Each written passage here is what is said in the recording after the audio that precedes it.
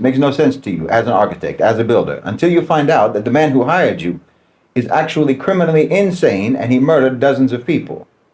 That's why he wanted you to build a house. You thought you were building a house, but all you were actually doing was building something to hide the bodies. All you did was cover a mass grave. And that man didn't care whatsoever if anything in that building worked at all. All it needed to do for him was to conceal his crimes. Do you see? That's the West. But now you're taking all of those instructions of that criminally insane person and putting them into your textbooks, putting them into your schools, into your minds.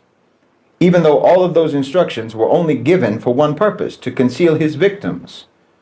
To misdirect and to conceal, to deflect and to conceal his victims. It was never about building a sound structure.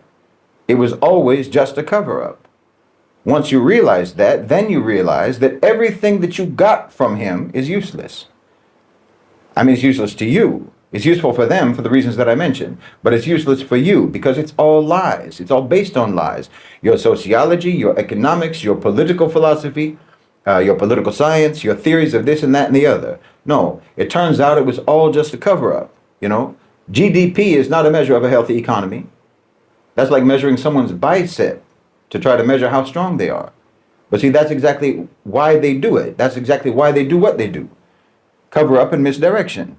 Military spending is not doesn't show you how strong your military is, but that's what they want you to measure, and that's what they want you to think that you are measuring, is the strength. You see, it's all cover up and misdirection. You see what I mean? Their whole so-called civilization, the core of the rot of their so-called civilization, and the core is rotten. The core of it has always been that they have never understood properly how to assign value to anything.